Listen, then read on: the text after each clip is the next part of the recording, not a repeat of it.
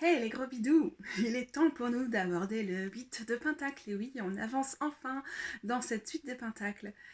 Pour cette vidéo-ci, je pars un peu moins en freestyle parce que le 8 de Pentacle ne m'inspire pas forcément des grandes envolées lyriques. Je vais plutôt reprendre avec vous les mots-clés qui sont sur le blog, lien en dessous, là où vous pouvez aussi voir différents types d'images, de représentations du 8 de Pentacle dans des jeux de tarot. Et puis je vais réagir au gré de ce qui est noté dans mes mots-clés.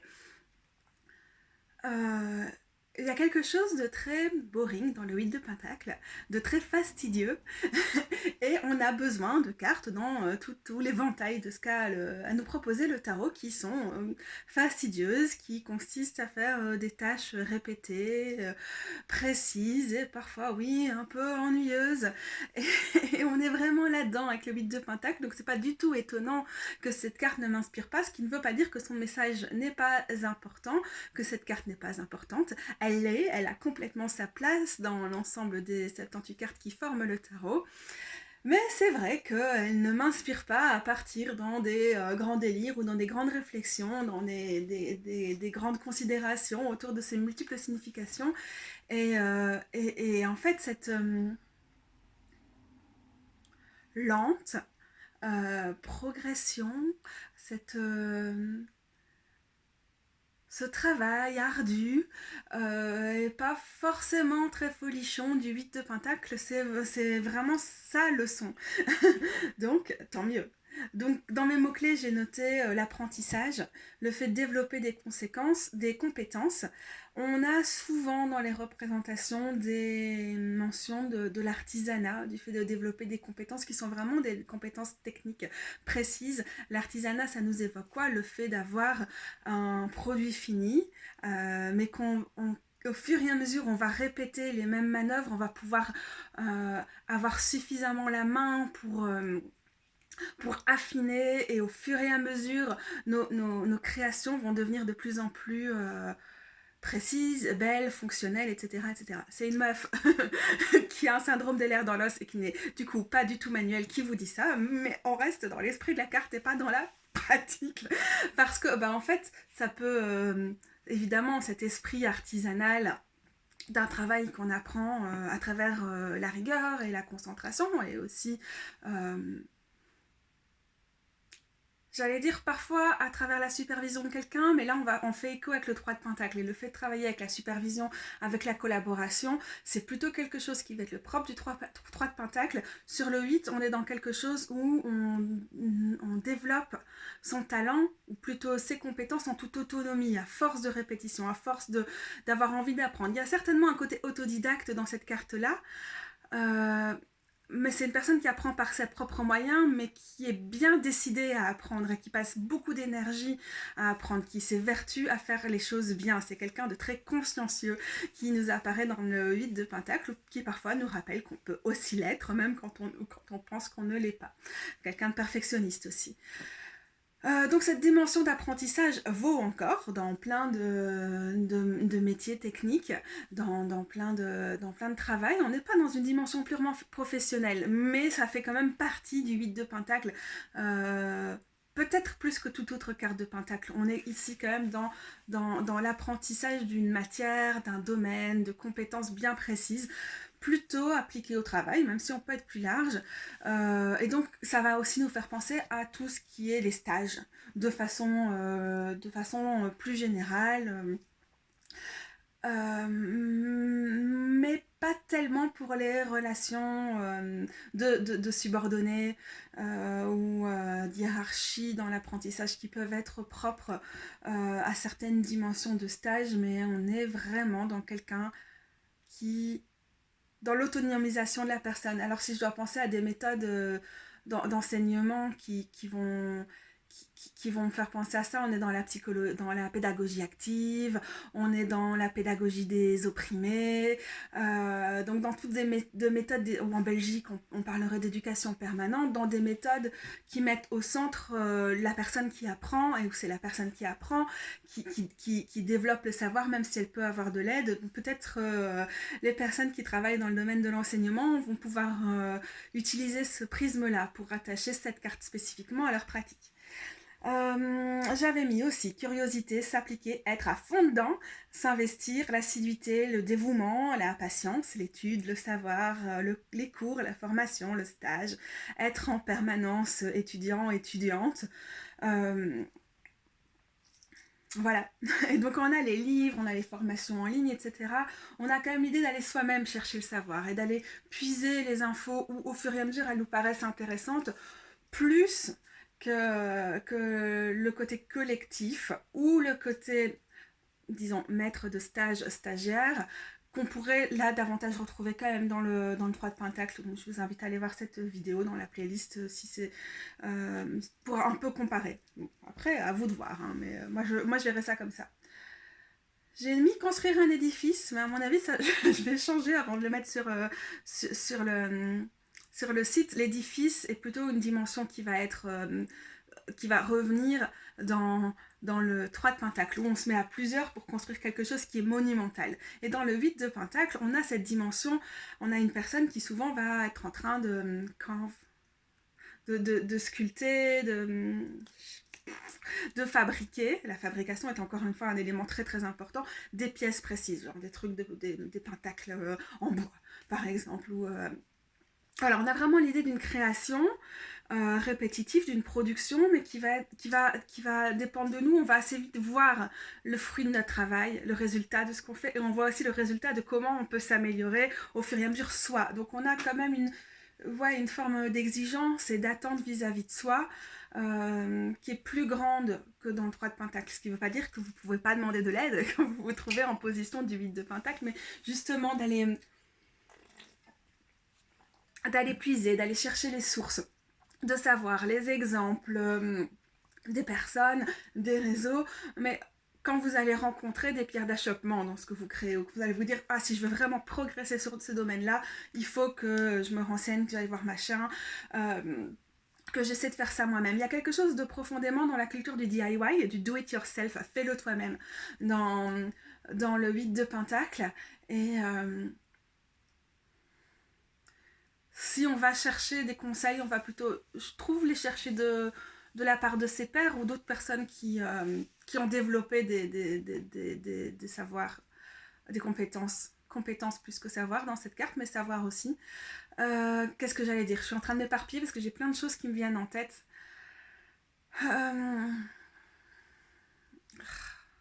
Compliqué, j'allais faire des grosses réflexions sur la question du DIY et tous ces trucs-là. Je suis en train de repenser à quelqu'un qui avait une fois posé la question de comment utiliser le tarot par rapport au syndrome de l'imposteur. Et en fait, c'est une carte qui peut nous donner vraiment confiance en nous, qui peut être super intéressante, avec laquelle travailler par rapport à son syndrome de l'imposteur, de se dire chaque étape du processus, elle vaut la peine parce qu'elle nous permet d'apprendre et de nous améliorer en permanence, et même les échecs nous apprennent, etc. Alors, ça fait un peu bateau, évidemment, comme morale, et c'est pas quelque chose qui vaut à tout moment dans la vie, mais quand cette carte est là avec nous, elle nous invite quand même vraiment à cette introspection-là. Oh, je suis partie dans beaucoup trop de choses dans ma tête. Travail ardu, artisanat, technique, assembler, prendre plaisir à affiner des compétences, lent labeur, pas de résultat immédiat. Je me contredis peut-être. Et si je mettais un S à immédiat, ce serait mieux. J'ai l'impression que vraiment, si on est dans la pure observation visuelle de la carte, on a des résultats immédiats. Seulement, ils ne sont pas ce qu'on espère. Et on doit pouvoir se dire, il va falloir le faire 20 fois, 50 fois avant que ça devienne quelque chose. Je pense au fait d'apprendre le tatouage, par exemple. La couture, des choses comme ça qui deviennent des automatismes, qui deviennent des choses dans lesquels on est doué au fur et à mesure de notre expérience. Des projets sur le long terme, le fait d'amasser du travail, les travaux manuels, le bricolage, le savoir-faire, l'œuvre, le travail de détail, la fabrication, le fait de modeler, de façonner, le goût du travail bien fait, le fait d'être consciencieux, industrieuse, méticuleux, précise, concentré, fiable, déterminé, obstiné, le fait de s'entraîner, le fait d'avoir de l'autodiscipline, le fait de maîtriser son art, ne pas se laisser distraire, ne pas procrastiner. Si on devait mettre une figure en parallèle avec cette carte, on aurait l'idée de la cavalière, le cavalier de Pentacle, hein, qui est vraiment le plus lent de tous les cavaliers. C'est quelqu'un qui est prêt à passer le temps qu'il faudra pour que son projet, son travail, la quête dans laquelle elle s'est lancée et qu'elle a envie de voir parvenir arrive jusqu'au bout. C'est vraiment... la fiabilité de cette cavalière va très très bien avec le 8 de Pentacle. Donc ne pas se laisser distraire, ne pas procrastiner. Vraiment une carte, on aurait tous et toutes très souvent besoin quand on n'arrive pas à se concentrer dans une société de la surinformation où se concentrer devient de plus en plus difficile. Ça peut être très intéressant. On a aussi la notion de travail administratif. Ça peut peut-être même faire penser un peu à la tour du Lenormand, si je ne me trompe pas, je ne suis pas une spécialiste du Lenormand, loin s'en faut. Le fait de remplir des dossiers, de compiler des infos, l'idée de paperasserie, le fait de parfois pouvoir du coup s'isoler un peu dans sa tour d'ivoire et ne pas avoir une vision de ce qui se fait sur le terrain ou dans d'autres domaines, parce qu'on n'est pas dans cette collaboration qui est le propre du 3 et qu'on est un peu trop isolé sur son travail, on a le nez dedans et on n'arrive pas à voir d'autres, on ne partage pas le fruit de son travail.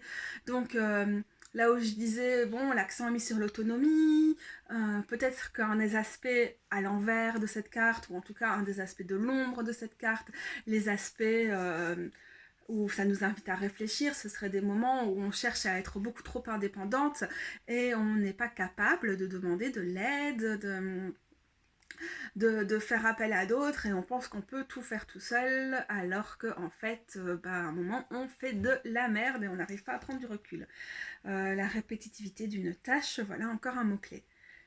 Je pensais que j'allais faire 5 minutes pour faire cette vidéo, ça fait déjà 12. Et en fait, c'est vrai qu'au fur et à mesure où j'ai discuté de ça, j'ai eu plein d'images en tête. J'ai eu envie de parler de plein de choses. Ça m'a fait penser à des trucs genre les Repair Café, les espèces de trucs où on se met ensemble pour retaper des vieilles choses, toute cette vraiment la culture du DIY ou la culture punk dans un truc d'entraide et d'apprendre ensemble.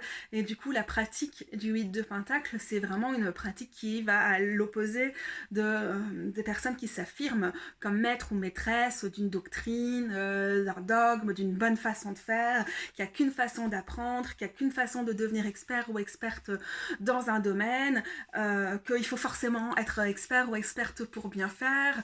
Et je pense que le 8 de Pentacle en ça est une pratique de résistance, et aussi parce que le 8 de Pentacle est forcément slow, ça fait un peu écho au 7 aussi. On peut pas aller plus vite que la musique, je l'ai dit dans le 7, quand en réalité je viens de filmer. C'est un peu la même chose dans le 8 de Pentacle. Donc on est dans une culture du slow, de la non-productivité, même si on a un personnage qui crève d'envie de bien faire, d'aller au fond de son truc, d'être super au taquet, mais en même temps, dans un monde qui voudrait qu'on ait pondu un article scientifique sur tel sujet, qu'on ait publié 3 fois sur Instagram aujourd'hui, sinon on est invisibilisé, qui voudrait on jongle dans les carrières, qu'on ait plein de cordes à notre arc, et blablabla. Le 8 de Pentacle, il fait mollo. Moi, je vais aller au bout de mon projet à moi, de ce qui compte pour moi. Mais no way que j'y vais à l'image de quelque chose qui va trop vite. On est purement dans les pentacles, on est dans la terre, les choses qui prennent du temps. On n'est pas dans les bâtons où ça se pite de partout. C'est comme des feux d'artifice et parfois, du coup, pas très durable. Non, là, on est vraiment à fond dans la durabilité du pentacle. Mais dans un sens qui est anticapitaliste, parce que le capitaliste, il en a rien à foutre, le capitalisme, de brûler nos corps, de brûler nos ressources, qu'on en sorte crever, de faire péter toutes les ressources de la planète en 200 ou en 300 ans, d'aller piller les terres qu'on va coloniser, des trucs comme ça. Là, on est vraiment, on est à l'opposé des doctrines, des idéologies dominantes, des systèmes, des hégémonies, de blablabla. Tous les trucs qui sont comme ça très entêtants qu'on nous enseigne, qu'on nous assène partout et qui sont les modes de fonctionnement dominants.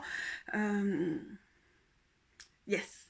J'arrête là avec les 8 de Pentacle et j'ai fait 3 vidéos aujourd'hui et maintenant j'arrête. On se retrouvera bientôt quand même, j'espère, pour le 9 et le 10 de Pentacle et terminer cette série. À bientôt les gros bidous.